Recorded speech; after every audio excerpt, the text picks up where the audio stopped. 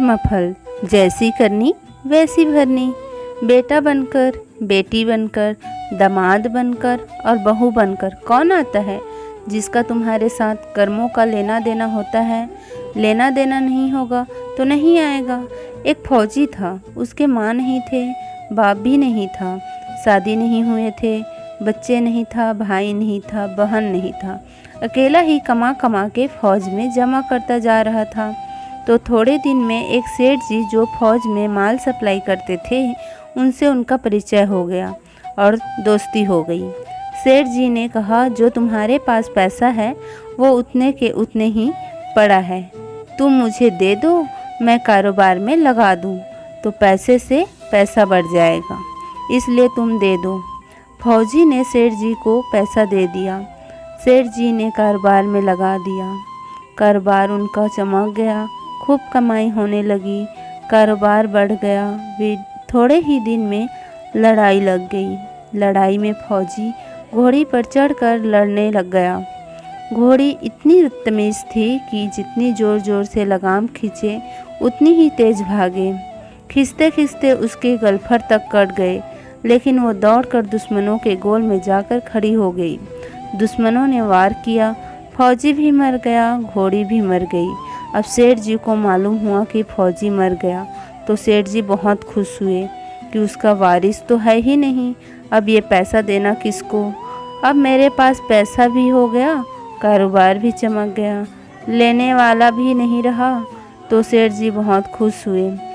तब तक कुछ ही दिन के बाद सेठ जी के घर में लड़का पैदा हो गया। अब सेठ जी और खुश कि भगवान की बड़ी दया है, खूब पैसा भी हो गया, कारोबार भी हो गया, लड़का भी हो गया, लेने वाला भी मर गया। सेठ जी बहुत खुश हो। वो लड़का होशियार था, पढ़ने में समझदार था। सेठ जी ने उसे पढ़ाया लिखाया। जब वह पढ़ लिख कर बड़ा हो गया तो सोचा कि अब ये कारोबार संभाल लेगा, चलो अब इसकी शादी कर दें। शादी करते ही घर में आ गई बहुरानी, दुल्हन आ गई। अब उसने सोचा कि चलो बच्चे की शादी हो गई, अब कारोबार संभाल लेगा। लेकिन कुछ दिन में बच्चे की तबीयत खराब हो गई। अब सेठ जी डॉक्टर के पास, हकीम के पास, वैद्य के पास दौड़ रहे हैं। वैद्य जी जो दे रहे हैं, दवा खिला रहे हैं और दवा असर ही नहीं कर रही, बीमारी बढ़ती ही जा रही, पैसा बर्बाद हो रहा है और बीमारी बढ़ती ही जा रही है। रोग कट ही नहीं रहा, पैसा खूब लग रहा है। अब अंत में डॉक्टर ने कह दिया कि लाइलाज मर्ज हो गया है, इसको अब असाध्य रोग हो गया है, ये बच्चा 2 दिन में मर जाएगा। डॉक्टरों के जवाब देने पर सेठ जी निराश होकर बच्चे को लेकर रोते हुए आ रहे थे। रास्ते में एक आदमी मिला, कहा, अरे सेठ जी क्या हुआ, बहुत दुखी लग रहे हो। सेठ जी ने कहा, यह बच्चा जवान था, हमने सोचा बुढ़ापे में मदद करेगा, अब ये बीमार हो गया, शादी होते ही हमने इसके लिए खूब पैसा लगा दिया है, जिसने जितना मांगा उतना दिया, लेकिन आज डॉक्टरों ने जवाब दे दिया अब ये बचेगा ही नहीं, असाध्य रोग हो गया है, लाइलाज मर्ज है, अब ले जाओ घर, 2 दिन में मर जाएगा। आदमी ने कहा, अरे सेठ जी तुम क्यों दिल छोड़ रहे हो, मेरे पड़ोस में वैद्य जी दवा देते हैं, 2 आने की पुड़िया खाकर मुर्दा भी उठकर खड़ा हो जाता है, जल्दी से तुम वैद्य जी की दवा ले आओ। सेठ जी दौड़ कर गए, 2 आने की पुड़िया ले आए और पैसा दे दिए। पुड़िया ले आए, बच्चे को खिलाई, बच्चा पुड़िया खाते ही मर गया।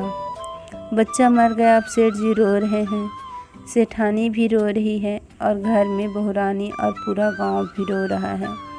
गांव में शोर मच गया कि बहुरानी सेठ की कमर जवानी में टूट गई। अब लोग रो रहे हैं। तब एक महात्मा जी आ गए, उन्होंने कहा, भाई क्यों रोना धोना। लोग बोले, इस सेठ जी का एक जवान लड़का था, वो भी मर गया, इसलिए सब लोग रो रहे हैं, सब दुखी हो रहे हैं। महात्मा बोले, सेठ जी रोना क्यों। सेठ जी, महाराज जिसका जवान बेटा मर जाए वो रोएगा नहीं तो क्या करेगा, महात्मा तो आपको क्यों रोना?